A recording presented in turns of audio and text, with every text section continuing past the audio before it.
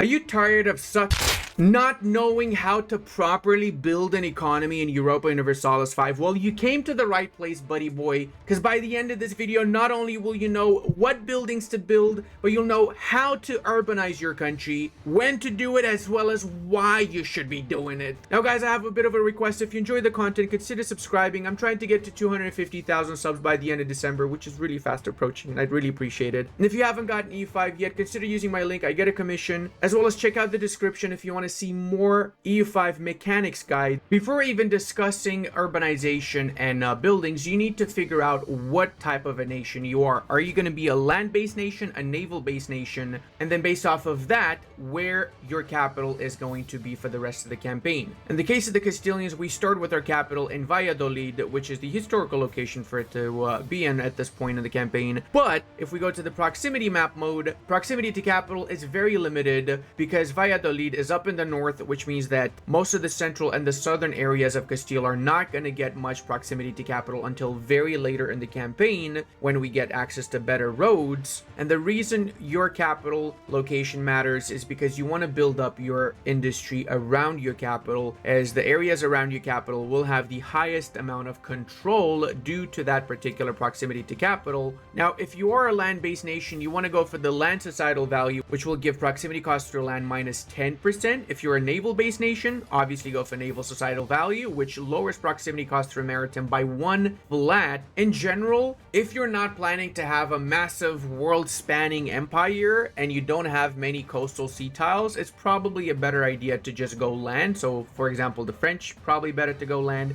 Obviously, the Russians, since they have a lot of modifiers for it too. Most of the Central Europeans, nations like the Byzantines or the Ottomans are better to go naval, since most of their locations will be adjacent to a sea tile. So in our case, due to us having 100 or close to 100 maritime presence on our sea tiles and going almost completely full naval societal value, we've got a ridiculous amount of control in all of our locations adjacent to sea tiles. But inwards, not so much. The central part here has around 30 to 25, which is not that good, let's face it. In the case of the Castilians, I recommend you change your capital to Toledo early on in the campaign before you even start urbanizing and developing everything. It will make you go back a little bit because most of your control and your industry is in Valladolid, as well as most of the urban locations are around Valladolid. But it's better you switch to Toledo, which has better river distribution too. So remember that locations downstream along a river get minus 30 flat proximity cost, whilst those upstream get minus 10 flat proximity cost, as well as you also need to remember your topography. So in the case of Valladolid here, the northern areas are never going to have good control because there's a lot of mountains and hills, and same here goes. The hills and the mountains in the central part literally prevent proximity from going into the southern area. So by switching to Toledo, you have the same effect. You basically will not get much proximity going into the northern bits, but eventually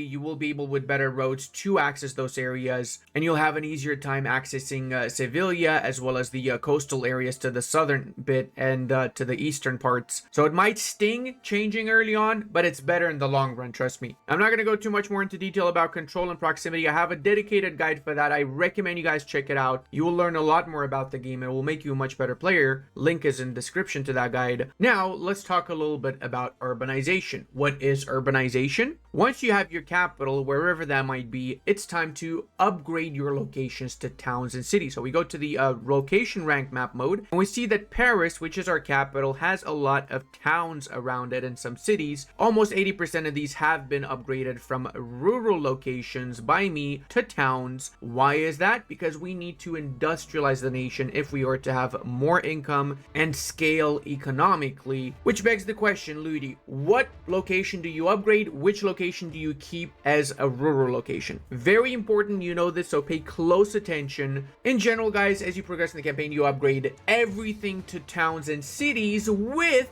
the exception of certain really good raw material locations. So you go to the raw material map mode, and locations such as, for example, silk or dyes, especially early on, are going to make you a lot more tax base than a town will. So we have right next to this the town of Bricomte-Robet, which gives us 10 tax base, and that's from a lot of different buildings, whereas this little rural location that is just producing dyes gives us 48 tax base from simply having dyes. Same with this one, Silk giving us 56 tax base, which is almost the same as our capital is. Our capital has a ridiculous amount of buildings. We got how many there? 169 levels of buildings, make almost the same as these 13 Silk RGOs. Yeah, 13 levels of a Silk RGO is about the same as our capital. That's just crazy. Why is that? Because rural locations give plus 100% maximum RGO size, meaning you're always going to have more RGOs in your rural locations compared to towns and cities. And this scales massively as you progress in the campaign. For example, the gold mine we have in Castra ad Montanesium produces 16 units of gold with an output of 3.06 per level.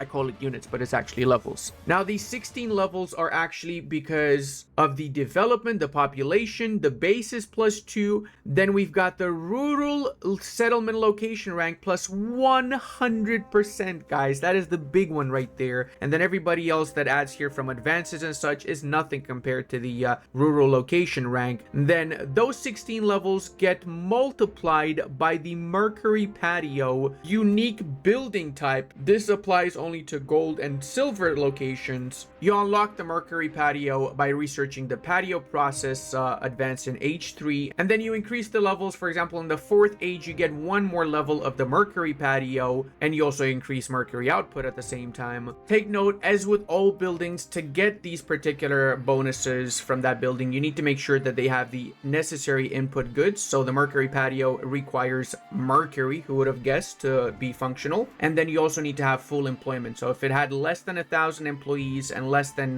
the amount required of mercury, it would not give the 200% bonus. But because it does have everything, we're literally getting, instead of 16 levels, we're getting 48.98 gold output. That is literally more gold than you have at the start of the campaign for all of Europe. Let that sink in. Now, you can probably also notice from the 1600 save that I've got that a lot of other locations are also still rural locations, and despite that, they're making a lot of money. For example, this location here is iron, and we're getting 139 tax base because mid to late campaign, iron is in insanely high demand. So keeping some of those locations that produce iron as rural is not the worst idea either. Similarly, mercury, which we have in one of our locations here, is super rare. It might not give you a lot of tax base, but by trading mercury with other nations that don't have that mercury, you get a lot of money off of that too. So don't only think about the tax base in this particular case, because there's more to it than that. I believe there's only 6 or so locations that produce mercury in Europe. We got one in Spain, one in Italy, one in Austria, one in Hungary, and one in Hungary, and that is it, my boys. No other provinces except ours also, of course. And look at this, our core area, which has 100 control, is also fully upgraded to cities, which means we get a ridiculous amount of tax base in pretty much all of these locations here. Some giving, of course, more, some giving less, depending on the buildings that are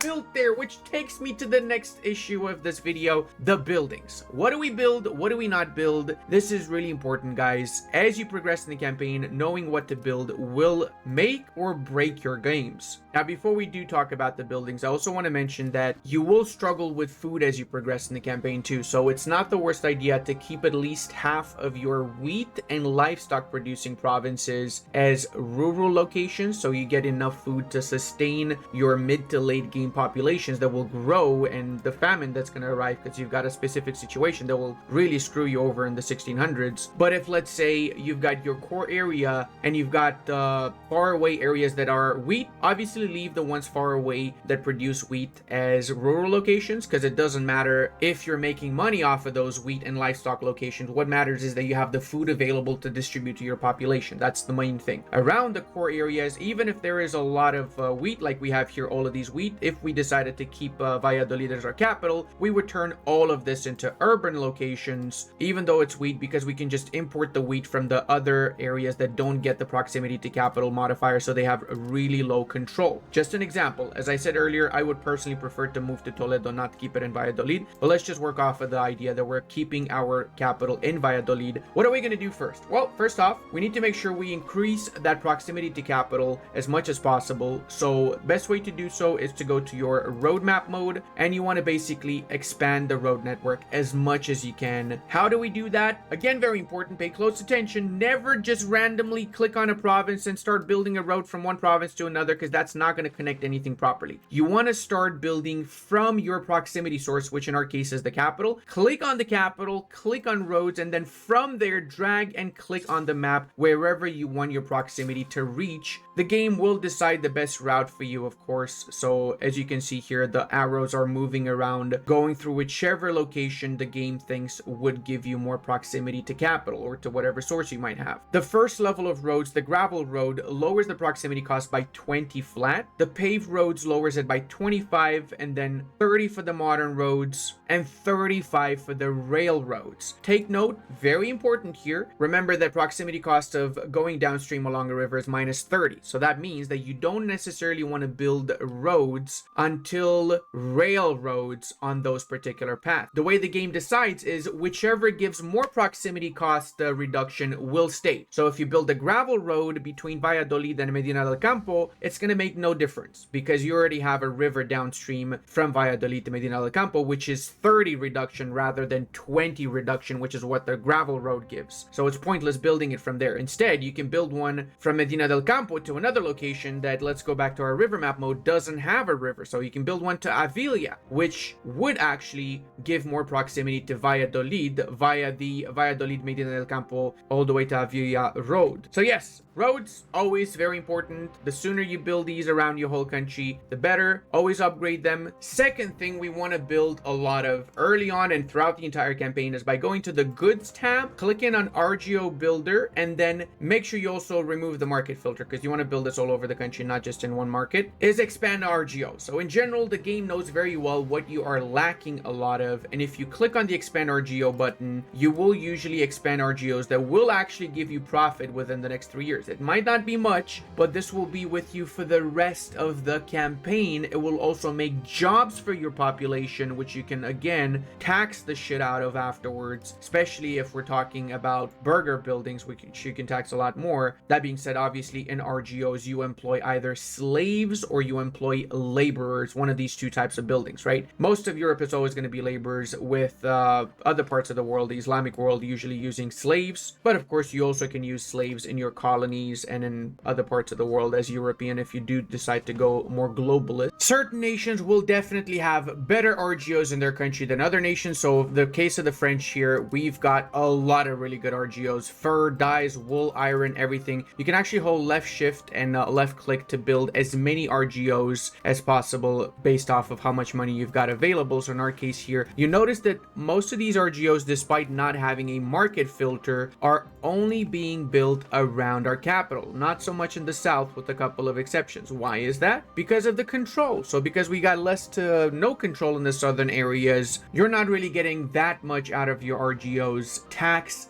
base wise. What this RGO builder determines is the amount of profit, the most profitable locations you want to be upgrading. So that means you could still upgrade the fruit RGO in the south. You're not going to make much money off of that. Despite the potential tax base being 2.93, you're only getting 0.46 because of the very limited control in that particular location. But you still want that good available within the market, of course, so that the population have access to it, so they get more satisfied. And with more satisfaction comes more control, of course, or better yet, with less satisfaction comes less control. What exactly are the first buildings that we should be building in a brand new town? So we just upgraded the rural location of Soissons to a town, and we see that we now have 5 burgers as well as the previously built lumber mill and bridge. First thing we want to do is we want to have the temple built. Why is that? It increases maximum control by 5%, which is a massive deal. It also gives unrest reduction and literacy for the clergy. Always build this first. Follow that up with a burger building, namely the library. Why is the library so important? Because it's one of the easiest ways to get population promotion speed early on, as well as cultural influence. Of course, there's more bonuses, institution growth, literacy, etc., yada yada, but those two particular values are the most important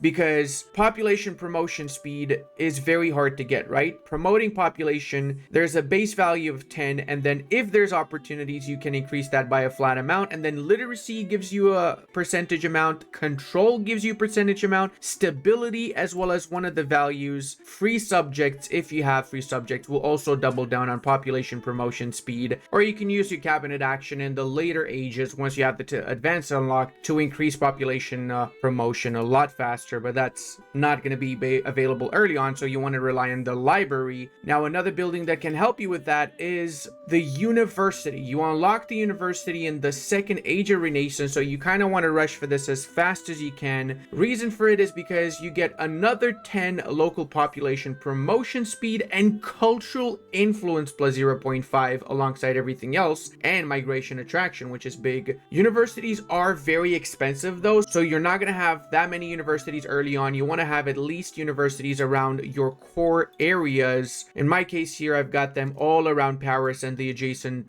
towns. Some other really vital buildings that you need to get done all over the country are going to be the bridges. So bridges are only built on locations that have roads and that are also on rivers. So if you go to your river map mode, all of these river locations, if they have roads, in our case they do have roads pretty much everywhere, then on top of that you can click on your laborer buildings and you can build your bridges. We've already built pretty much everywhere. We've got a few areas here that are not built, so you can hold left shift and left click and you can build everywhere the bridge. Once the bridge is built, the reason we're building it is because it lowers proximity cost by 5%.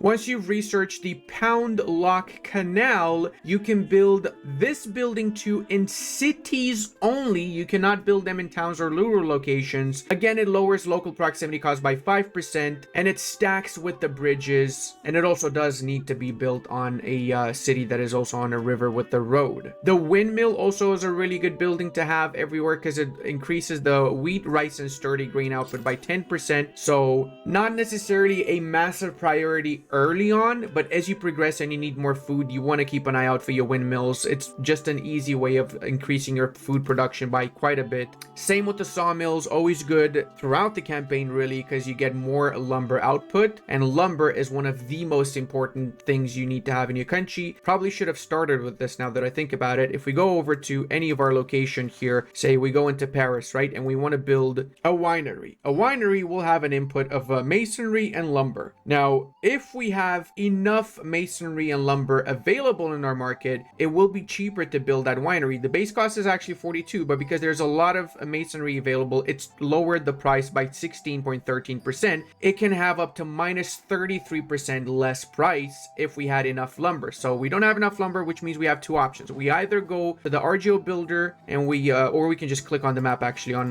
lumber, boom, and we just upgrade the lumber within that market, right? Oh, I need lumber here, I need lumber here. Oh, we maxed out the RGOs, we don't have any more lumber. What are we gonna do? Well, rest assured there's more ways of getting lumber. Go back to your buildings, laborer buildings, and we're gonna click on the lumber mill, which also produces, you guessed it, lumber. That means we can have more lumber mills. It's actually really good to build these around your core areas because it will give you more money, of course, because you've got more control in those areas. It will of course cost laborers, so if you don't have enough laborers, it will take a while to promote these people. In my case here, I'm already 2,600 short, so if I build this lumber mill, it will take a very long time before I get the promotion done, so it's a waste building the lumber mill. Instead, in all these locations that I've got shortages of laborers, refrain from building, instead build in areas that already have laborers. So you actually can see here which locations would have laborers. Amiens has 200 laborers, which means it only needs 800 more promoted, and it still has a decent amount of control. It's 61 control, so we're making a little bit of money at the same time as making enough lumber available in our market to build other buildings cheaper, because there's two reasons why we're doing this, right? It's not just for making money off of the lumber mill, it's also to build everything else cheaper. There's more buildings that you want to focus on from that particular perspective. For building gravel roads, you also have an input of sand, so you want to expand your sand RGOs alongside lumber and masonry to have 33% cheaper roads, which already are very expensive from the get-go. Any sort of reduction we can get for this is a massive W. Granaries are a very, very vital building that you want to be building as many of as possible. The reason for that is because granaries will increase your stockpile of food. More months of stored food will give you population growth. Honestly, granaries is one of the most underrated buildings in the game, in my opinion. Protected harbor is also really important from the laborer buildings. Always build these up when you have the option to, as they lower naval attrition as well as increase harbor capacity. And harbor capacity makes it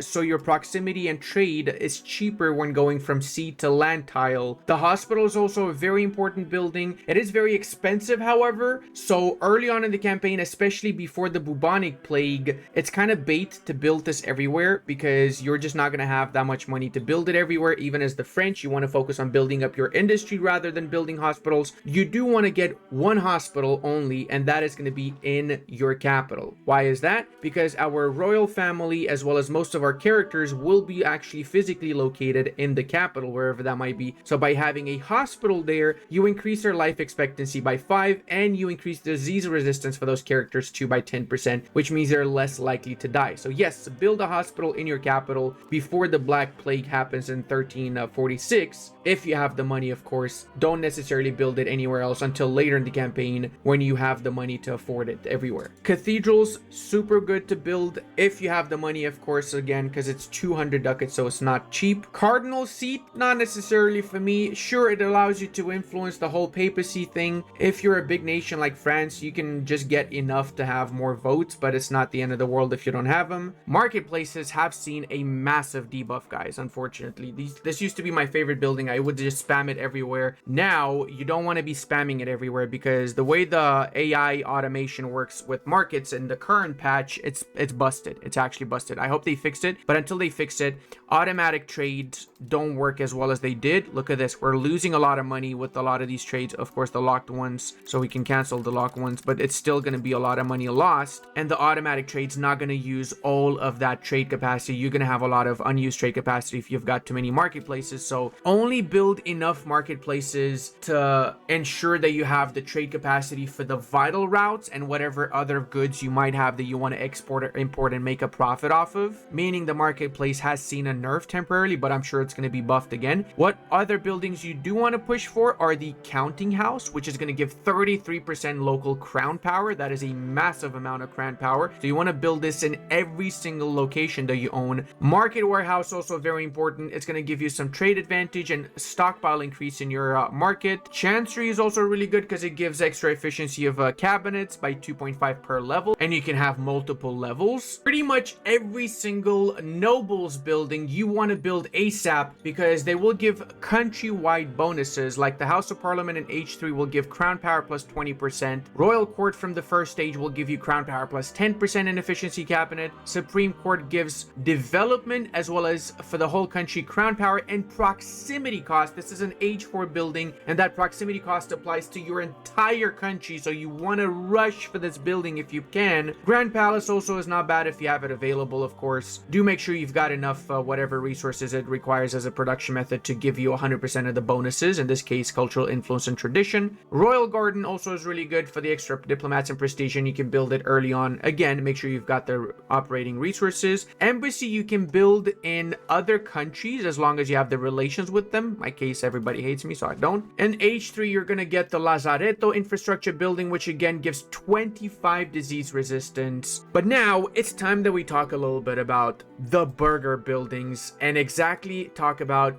what buildings to build to make money. The way you figure out what buildings to build is very simple. You go to your market, in our case that is the Moscow market, you hover over it and you see what exactly is imbalanced. So we got a lot of lumber, which is good, but we have a massive shortage of furniture, fine cloth, wine, coal. What determines that the shortage is the population, guys. So every country is going to have their own population, and it's going to be divided amongst different strata. Every single one of this population strata will have their own demand. So if we hover over the nobles and we go to monthly expenses, we see the nobles are using 0.84 a month to buy horses, weaponry, salt, furniture, blah, blah, blah, blah, blah, blah. In essence, your population will have different demands as the campaign progresses, as they are more aware of different goods. So what you're basically doing throughout the campaign is when you go to the burger buildings, you're trying to meet demands. So right now, if we were to just build the Spinners Guild, that actually would make a profit. As you can can probably tell. It's very self-explanatory. You see the 3.83 there that shows the profit you would potentially make if you build this in Moscow, which is currently the only place where we can build this because we don't have any towns or cities anywhere else. If you play somebody else like the Byzantines, they're going to have different demands in their particular market. So you click on the Constantinople market, we see that wild game is in huge demand, or furniture again, and fine cloth. Speaking of fine cloth, yes, it is true there are certain burger buildings that will, for majority of countries, be in super high demand always. So for example, fine cloth is always going to be in demand. So if you have money, you can build fine cloth, and then you can use it not just to distribute to your population, but when you have a surplus of fine cloth, you can export it. So you click to your market. If you have a fine cloth extra, you can click the export button. We don't even have the option because we have no fine cloth right now as a surplus. So you can make money not off of just the production itself from the building in the province, but also from exporting that particular good that you have excess of. Pay close attention. Certain buildings might seem like they're going to give you a lot of money, but it can be bait. For example, the Jewelers Guild, we're going to get a lot of money from spamming Jewelers Guilds,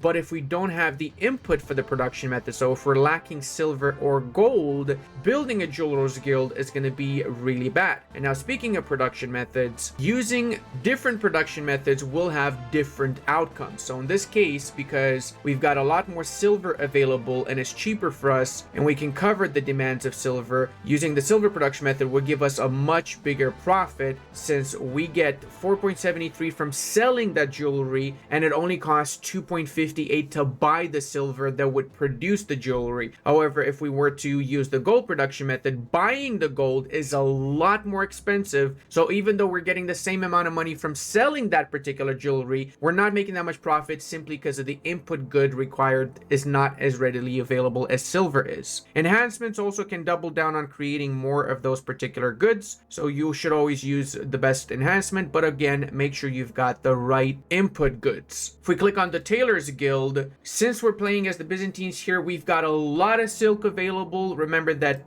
Byzantium itself produces a ton of silk, which is why silk is the best option for us. And in fact, as the Byzantines, you can pretty much fix your economy by becoming the world producer of fine cloth throughout the entirety of the campaign, pretty much.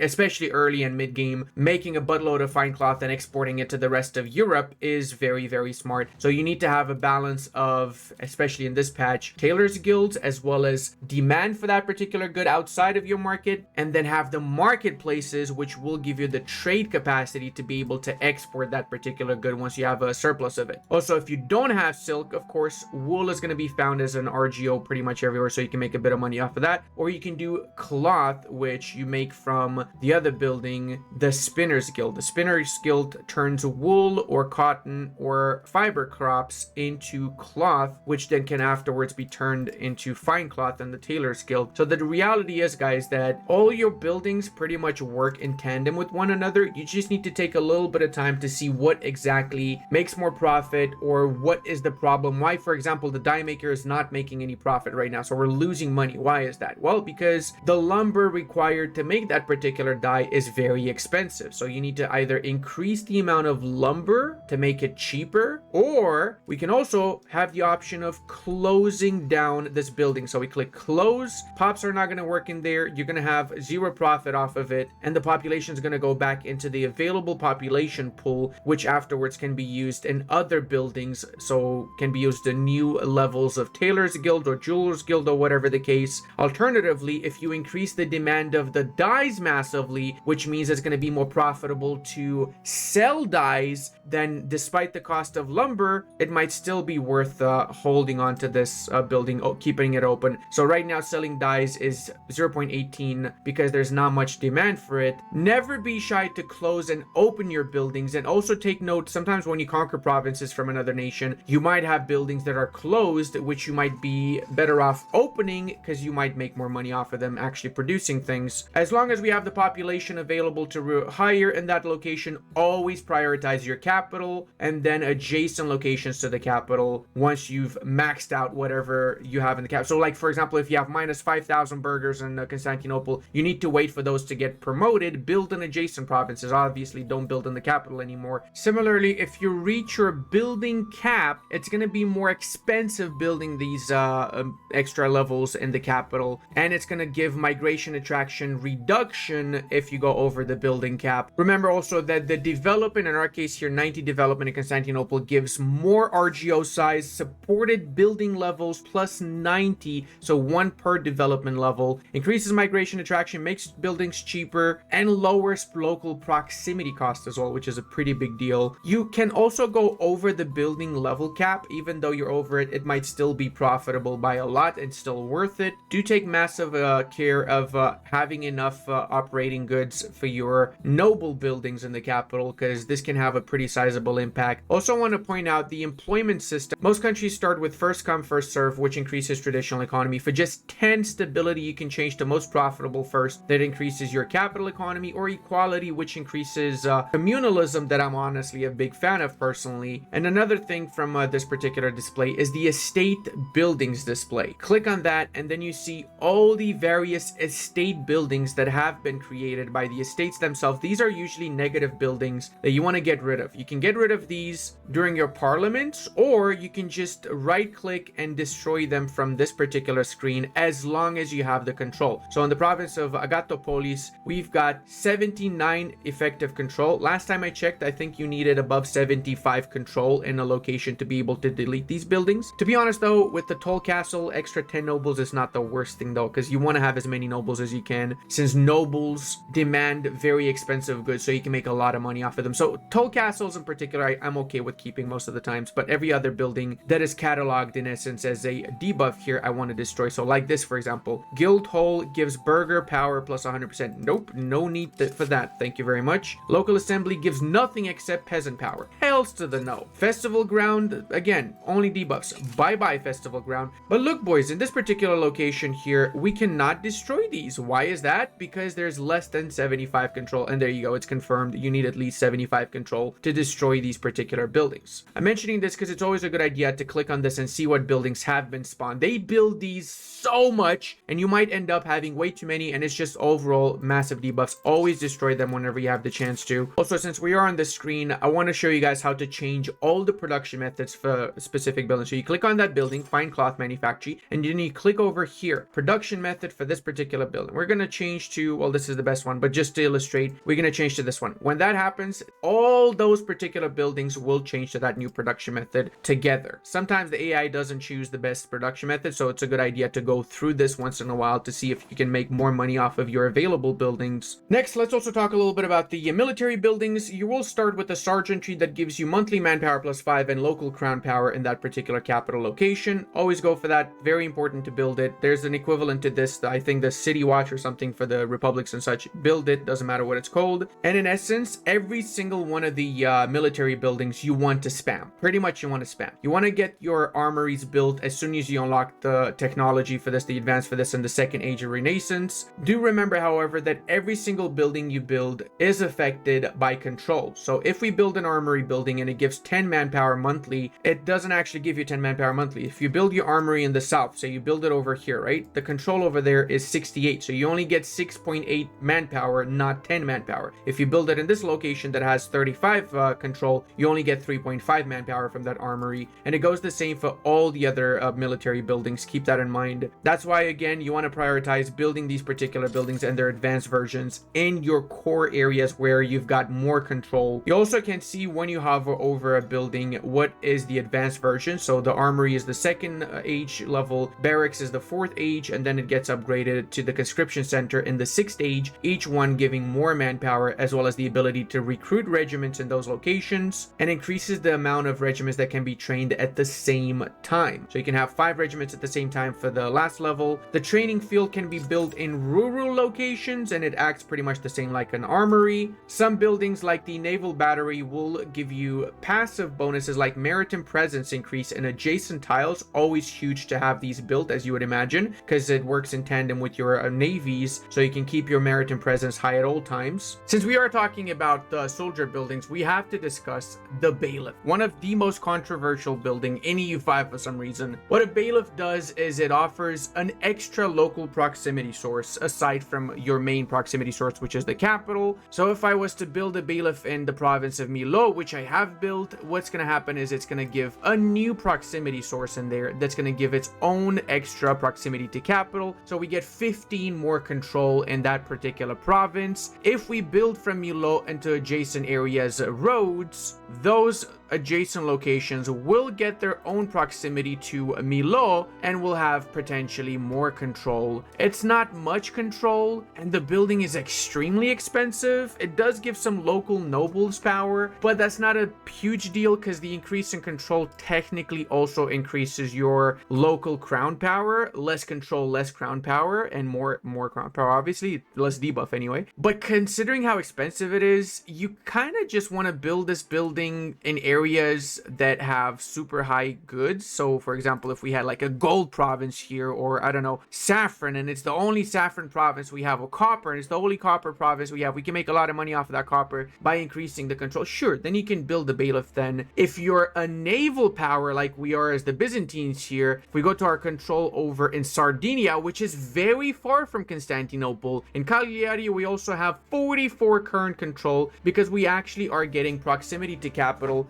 from Constantinople. We're getting 17 proximity to capital from Constantinople. If we were to build a bailiff, we would get 15. So we get more from going full naval in Sardinia than we would from getting a bailiff built in there. Only build it wherever you really need that proximity source and you cannot reach it with your capital. Now I also want to talk a little bit about automation. So a lot of you guys will probably just ignore everything I said and right click to automate your buildings. You can do that if you want to, but I don't recommend it. I don't think the AI is really good when it comes down to this. If you do, however, want to do it, there's no means of changing your mind. Make sure you also click on the automation button and the slider above me, gold to save. Slide this down to freaking 100, because if you keep it on 1,000, which is the default amount, it's never gonna build anything. Okay, you want the AI to actually build as soon as it has the money, so slide it down to 100. I really hope you guys learned something from today's video. If you did, don't forget to leave a like and subscribe, and make sure to get the game with my code or any Paradox game if you haven't gotten it yet. Love you all, and I'll see you in the next one.